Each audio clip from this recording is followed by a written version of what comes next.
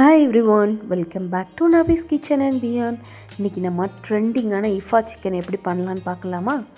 வாங்க வீடியோக்குள்ளே போகலாம். அதுக்கு நான் இப்போது சிக்கனை நல்லா மஞ்சத்தூள் போட்டு வாஷ் பண்ணி எடுத்துகிட்டு வந்திருக்கேன்.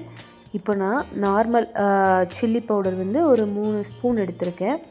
அது போக காஷ்மீரி சில்லி பவுடர் வந்து ஒரு 1.5 ஸ்பூன் எடுத்திருக்கேன். காஷ்மீரி சில்லி பவுடர் வந்து கலருக்காக மட்டும்தான், மற்றபடி உரப்புக்காக நார்மல் சில்லி பவுடர் தான் நான் யூஸ் பண்ணியிருக்கேன்.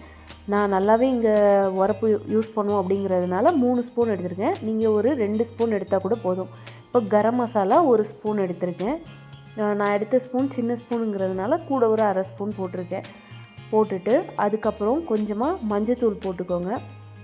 கொஞ்சமாக போட்டுக்கோங்க, ஏன்னா ஆல்ரெடி நம்ம சிக்கனை வந்து மஞ்சத்தூள் போட்டு கழுவிருக்கோம். ஸோ அதனால் ஒரு பிஞ்ச் கொஞ்சமாக எடுத்துக்கோங்க. மஞ்சத்தூள் போட்டு முடித்ததுக்கப்புறம் நம்ம வந்து இப்போது இஞ்சி பூண்டு பேஸ்ட் போடலாம். இஞ்சி பூண்டு பேஸ்ட் வந்து நான் இப்போ ஒரு 2 ஸ்பூன் நிறையவே போட்டிருக்கேன். 2 ஸ்பூன் நிறைய போட்டிருக்கேன், ஏன்னா நான் சிக்கன் வந்து அதிகமாக தான் எடுத்திருக்கேன். அதனால் 2 ஸ்பூனும் 2.5 ஸ்பூன் போட்டுக்கிறேன். இப்போ பார்த்திங்கன்னா அடுத்தது நம்ம தயிர் ஊற்றிக்கலாம். நான் ஒரு 3-4 ஸ்பூன் தயிர் ஊற்றிருக்கேன். ஏன்னா அந்த மசாலா அதில் தான் நம்ம வந்து மிக்ஸ் பண்ண போகிறோம், அதனால தான். ஸோ 4 ஸ்பூன் தயிர் எடுத்துக்கிட்டேன். இப்போது நம்ம வந்து இதுக்கப்புறம் தேவையான அளவு உப்பை மறந்துடாதீங்க, லாஸ்ட்டு கண்டிப்பாக போட்டுருங்க. இப்போ உப்பை போட்டுட்டு நான் நல்லா மிக்ஸ் பண்ணி எடுத்துக்கிறேன். உப்பு தேவையான அளவு நான் வந்து ஒரு 1.5 ஸ்பூன் போட்டிருக்கேன். இப்போ பார்த்திங்கன்னா நம்ம எல்லாமே சேர்த்தாச்சு, மசாலா பொருள் எல்லாமே. இப்போ நம்ம வந்து நல்லா அந்த மசாலாவெல்லாம் மிக்ஸ் பண்ணி எடுத்துக்கலாம். மிக்ஸ் பண்ணிவிட்டு அதுக்கப்புறம் நம்ம சிக்கனில் வந்து ஸ்ப்ரெட் பண்ணலாம். இப்போ பார்த்திங்கன்னா மிக்ஸ் பண்ணுறப்போ மசாலா ரொம்ப கட்டியாக இருக்கிற மாதிரி உங்களுக்கு ஒரு ஃபீல் இருந்துச்சுன்னா லைட்டாக ஆயிலோ அப்படி இல்லைன்னா கொஞ்சமாக வாட்டரோ ஊற்றி நம்ம மிக்ஸ் பண்ணி எடுத்துக்கலாம். இப்போ நான் வந்து மிக்ஸ் பண்ணிகிட்ருக்கேன், எனக்கு கொஞ்சம் கட்டியாக தான் இருந்துச்சு. ஸோ அதனால் நான் கொஞ்சம் வாட்டரை ஆட் பண்ணிவிட்டு அதை கொஞ்சம் மிக்ஸ் பண்ணி எடுத்துக்கிட்டேன். பார்த்திங்கன்னா கொஞ்சமாக வாட்டரை ஊற்றி நான் மிக்ஸ் பண்ணி எடுத்துக்கிட்டேன். மிக்ஸ் பண்ணதுக்கப்புறம் அப்படியே சிக்கனில் அப்ளை பண்ணிட வேண்டியதான். ஏன்னா மசாலா எல்லாம் நம்ம சேர்த்துட்டோம். இவ்வளோ தான் மசாலா, நம்மளோட டேஸ்ட்டுக்கு தக்கனதான் நம்ம மசாலா சேர்க்க போகிறோம். வத்தத்தூள் மட்டும் நீங்கள் பார்த்து சேர்த்துக்கோங்க. நான் வந்து வத்தத்தூள் கொஞ்சம் அதிகமாக தான் போட்டிருக்கேன், நீங்கள் கம்மியாக போட்டுக்கோங்க. 2 ஸ்பூன் போட்டுக்கோங்க, போதுமானதாக இருக்கும். இப்போ நம்ம சிக்கன் ஃபுல்லாக அதை அப்ளை பண்ணி எடுத்துக்கலாம்.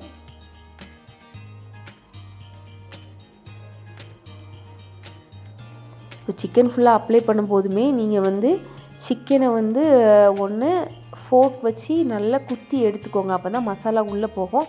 அப்படி இல்லைனா ஃபுல்லாக கட் பண்ணிக்கோங்க, கட்டிங் போட்டுக்கோங்க. கட்டிங் போட்டால் தான் அந்த மசாலா நல்லா உள்ளே ஊறி நல்லா டேஸ்ட்டாகவும் இருக்கும் சிக்கன் சாப்பிடும்போது.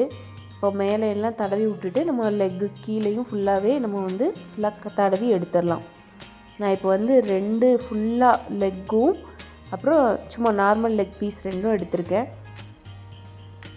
இப்போ பார்த்திங்கன்னா நம்ம அழகாக நம்ம ஃபுல்லாகவே தடவி எடுத்தாச்சு. இதை நம்ம தடவுனதுக்கப்புறம் ஃபுல்லாகவே தடவி முடித்ததுக்கப்புறம் ஃப்ரிட்ஜில் தான் வைக்க போகிறோம். நீங்கள் வந்து மேரினேட் பண்ணுறது வந்து நீங்கள் நைட்டே சிக்கன் வாங்கி அழகாக இந்த மாதிரி மசாலா எல்லாம் போட்டு ஃப்ரீசரில் வச்சிட்டிங்கன்னா நீங்கள் மார்னிங் எடுத்து சமைக்கிறதுக்கு ரொம்ப ஈஸியாக இருக்கும். ஈஸியாக இருக்கிறத விட நமக்கு அந்த மசாலா வந்து நல்லா இறங்கியிருக்கும் அந்த சிக்கனுக்குள்ளே. அப்போ சாப்பிடும்போது இன்னும் நல்லா டேஸ்ட்டாக இருக்கும். அதனால் முடிஞ்ச அளவு நைட்டே வாங்கி பண்ணுங்கள். அப்படி இல்லை நீங்கள் சாயங்காலம் பண்ண போகிறீங்க, இல்லை உடனே பண்ணணும் அப்படின்னா வாங்கி ஒரு 2 அல்லது 3 மணி நேரமாவது அதை நல்லா ஊற வைங்க. ஊற வச்சா தான் நல்லாயிருக்கும் அந்த சிக்கன். இப்போ பார்த்திங்கன்னா முடிஞ்ச அளவு நம்ம ஃபுல்லாகவே தடவி எடுத்துட்டோம். இப்போது நீட்டாக தடவி வச்சிட்டோம். இதை நான் இப்போது ஃப்ரீசரில் கொண்டு போய் வச்சிட்றேன். நான் வந்து ஒரு 5 மணி நேரம் அதை நான் வந்து ஃப்ரீசரில் வச்சுட்டேன். நல்லாவே மசாலா பிடிச்சிருந்தது. இப்போ பார்த்திங்கன்னா நான் ஃப்ரீசர்லேருந்து 5 மணி நேரம் கழித்து எடுத்து இதை வந்து நான் இப்போ குக் பண்ண ரெடி பண்ணிட்டேன். இப்போ குக் பண்ணுறதுக்குமே நான் வந்து கொஞ்சமாக பட்டரும் கொஞ்சமாக நெய்யும் ஆட் பண்ணியிருக்கேன். எண்ணெய் வந்து ரொம்ப கம்மியாக தான் ஊற்றிருக்கேன். பட்டர் தான் கொஞ்சம் அதிகமாக போட்டு நான் வந்து குக் பண்ணுவேன். ஏன்னா அப்போ தான் வந்து அந்த மீட் வந்து ரொம்ப சாஃப்டாக இருக்கும். இப்போ நான் பார்த்திங்கன்னா அது ரொம்ப லேட்டான மாதிரி எனக்கு ஒரு ஃபீல் ஆச்சு. அதனால் நான் வந்து இதில் லெக்கை போட்டுட்டு பேனில் வந்து அந்த பெரிய 2 லெக்கையும் நான் போட்டு ரெடி பண்ண ஆரம்பிச்சிட்டேன். இப்போ பார்த்திங்கன்னா தெரியும், இது ஃபுல்லாகவே நான் வந்து மோஸ்ட்லி நிறைய பட்டர் தான் யூஸ் பண்ணியிருக்கேன். நீங்கள் எண்ணெய் ஊற்றி பண்ணாலும் பண்ணலாம், ஆனால் லைட்டாக பட்டர் போட்டால் அந்த சிக்கன் வந்து நல்லா சாஃப்டாக இருக்கும், அதுக்காக பட்டர் போடுறது. நான் கொஞ்சமாக ஆயிலும் ஆட் பண்ணியிருக்கேன் இது கூட.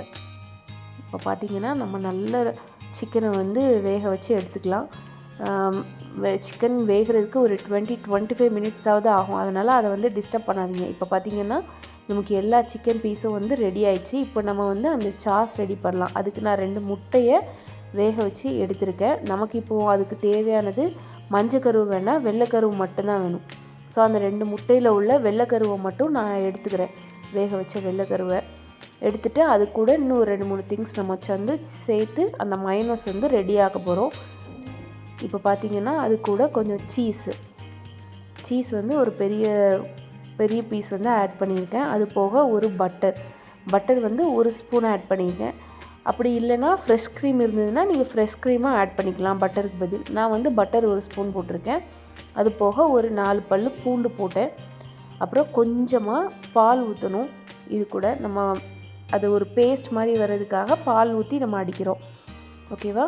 அது கூட ஒரு 1/2 ஸ்பூன் சுகர் போட்டுக்கலாம். அப்புறம் ஒரு பிஞ்சு கொஞ்சமாக சால்ட்டு சேர்த்துக்கலாம்.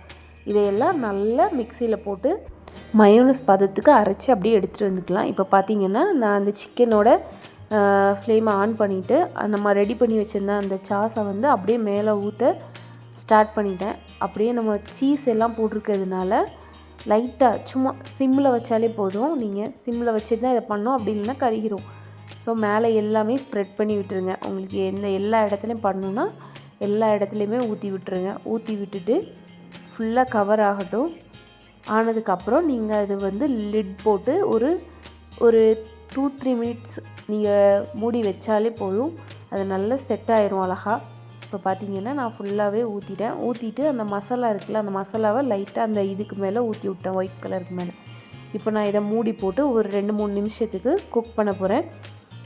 சிம்மில் தான் வச்சுருக்கேன். இப்போ பார்த்திங்கன்னா ரெடி ஆயிடுச்சு நம்ம இஃபா சிக்கன். சூப்பராக இருக்குல்ல? கண்டிப்பாக ட்ரை பண்ணி பாருங்கள். மஸ்ட் ட்ரை ரெசிபிங்க. உங்கள் வீட்டில் எல்லாத்துக்கும் கண்டிப்பாக பிடிக்கும் இந்த ரெசிபி. இதே மாதிரி ஒரு சூப்பரான வீடியோவில் நான் உங்களை மீட் பண்ணுறேன். Thank you all.